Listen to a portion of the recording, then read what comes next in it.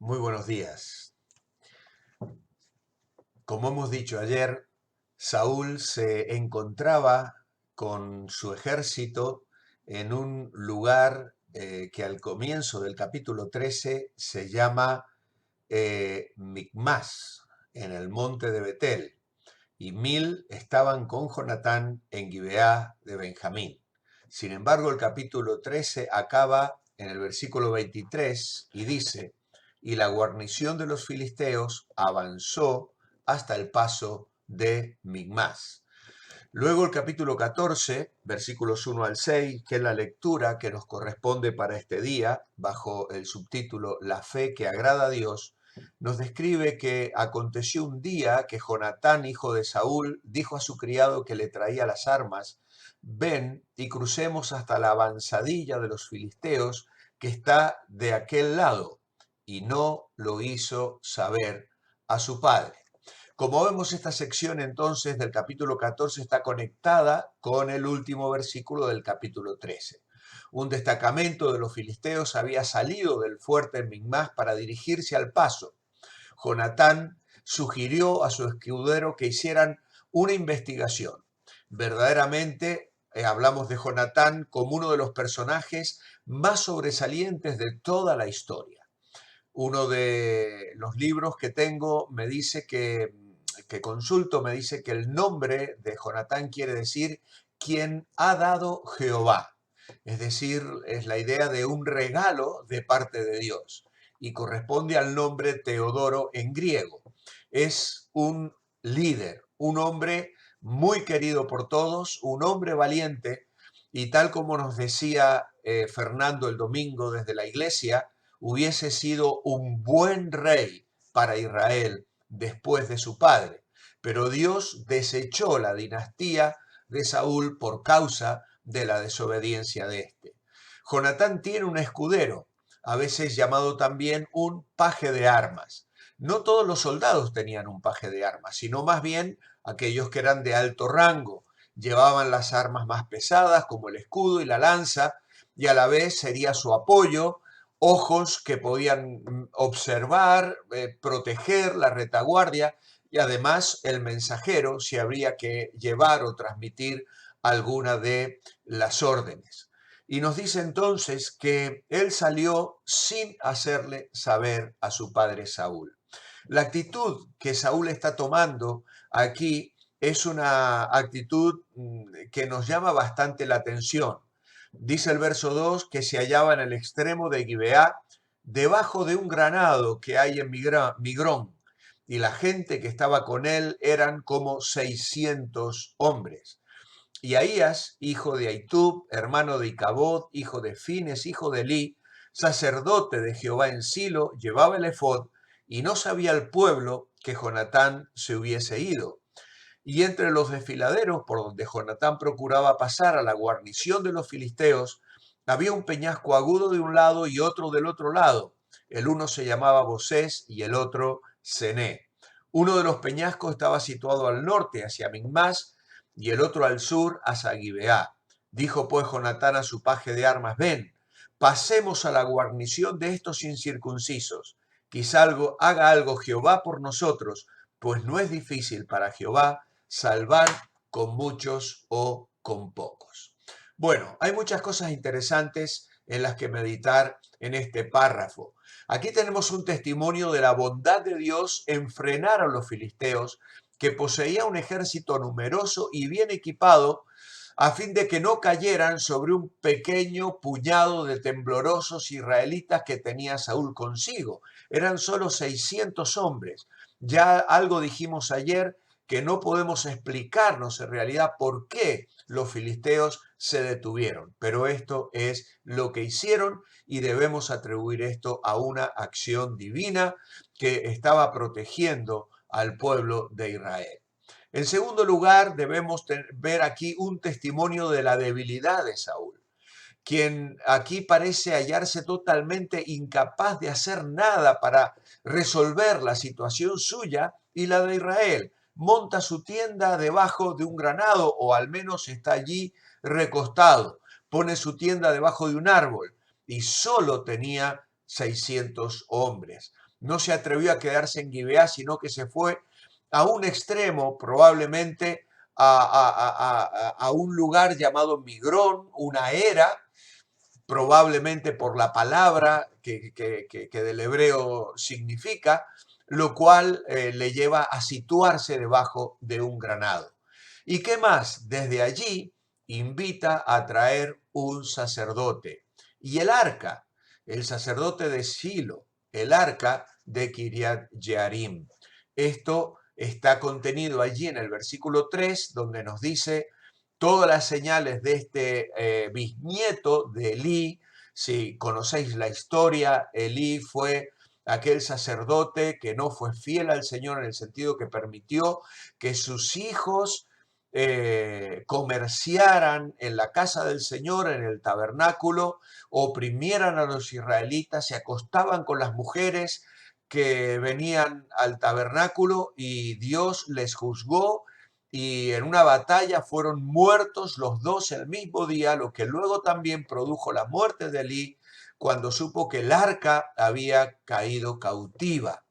Luego en el versículo 18 se nos dice que Saúl dijo a Ahías, trae el arca de Dios, porque el arca de Dios estaba entonces con los hijos de Israel.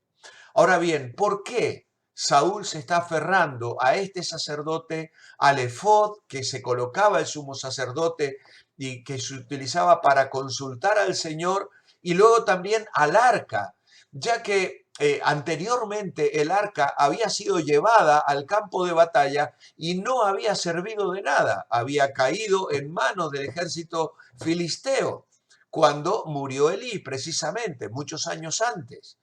Ahora bien, Samuel, el profeta de Jehová, había abandonado a Saúl y ya le había dicho que por su desobediencia, en el capítulo 13, Dios había decretado que quitaría el reinado de la casa de Saúl. Esto no era una sentencia inmediata, esto no significaba que Saúl iba a ser destituido del trono de una forma inmediata, porque luego podremos ver que pasará un tiempo para que David sea ungido y luego otros 13 años, 14, 15 años, hasta que luego David es reconocido rey. Pero bueno, la verdad es que Dios ya le estaba diciendo a Saúl que su dinastía no permanecería en el trono. Entonces, ¿qué sucede? Saúl pensó que podía compensar la pérdida de Samuel llamando al sacerdote Ahías, bisnieto de Elí, para que le asistiese con el efod. Y por eso también quiso tener cerca de sí el arca. ¿Para qué? Para compensar la pequeñez de su ejército. Realmente deberíamos suponer que nunca debía haberse atrevido a traer de nuevo el arca al campamento, ya que anteriormente no los había salvado y había caído en manos de los filisteos. Pero claro, es algo corriente entre los que han perdido la sustancia de la comunión real con Dios, tener gran afición a las sombras de la religión. Esto es puro legalismo. Es una persona que ha abandonado la esencia de la comunión con Dios, el deleite de una relación íntima y personal con Dios en una vida de obediencia, de comunión, de alabanza y de adoración, y que lo sustituye por los elementos que representan esa religión, esa vida espiritual. Por eso quería tener el sumo sacerdote allí con el efod. Por eso quería tener el arca. Pero ¿de qué nos sirven los elementos si no tenemos la presencia del Señor?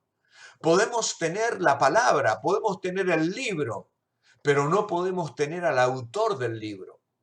Podemos tener los elementos, podemos tener el culto, podemos tener el edificio, lo podemos pintar, lo podemos remodelar, podemos revestirlo por fuera de una manera que quede con baldosas nuevas, con piso nuevo, con pintura nueva, pero solo vamos a tener la cáscara, no vamos a tener lo esencial, no tenemos aquello que realmente necesitamos tener, que es a Dios con su presencia y su poder obrando en nuestras vidas.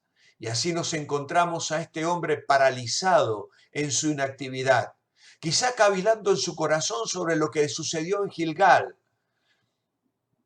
pero está convencido de que con 600 hombres no puede hacer nada. Y entonces llama al nieto de Elí y supone que con eso podrá invocar la voluntad y la dirección de Dios. Jonatán y su compañero iban camino hacia Migma, entran en esa quebrada por el camino entre peñascos, y en aquella época era el paso principal entre Jericó y el monte central del país. Es una larga quebrada.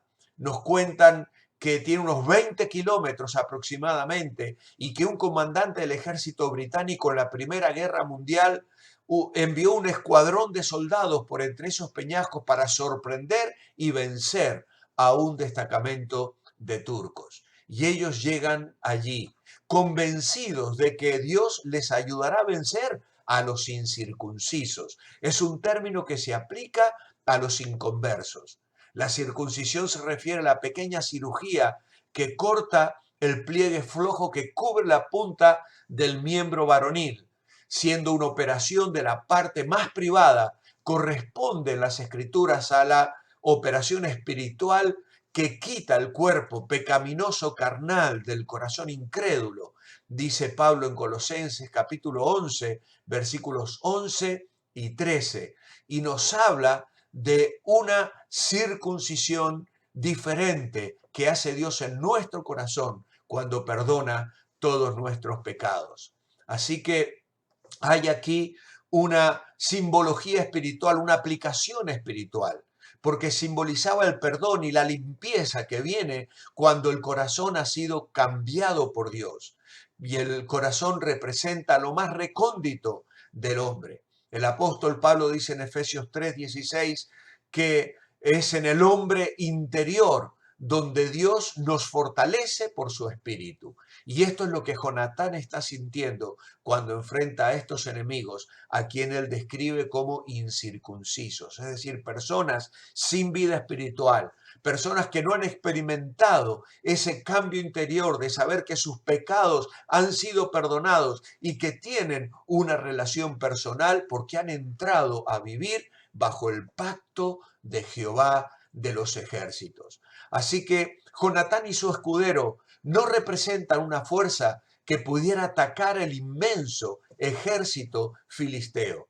Pero mientras todos los demás tenían miedo, ellos confiaron en Dios, sabiendo que el tamaño del ejército enemigo no restringía la capacidad de Dios para ayudarlos. Dios honró la fe y la acción valiente de estos dos hombres con una victoria tremenda en la cual vamos a meditar los días siguientes. ¿Has sentido alguna vez el estar rodeado por el enemigo, enfrentar circunstancias que te abruman? Dios no se intimida nunca por el tamaño del enemigo o por la complejidad de un problema. Con Él siempre vamos a encontrar recursos para resistir las presiones y ganar las batallas. Si Dios te ha llamado a actuar valientemente, comprométete con Dios y usa los recursos que Él ha puesto a tu alcance y deposita tu confianza en Él para que te dé la victoria.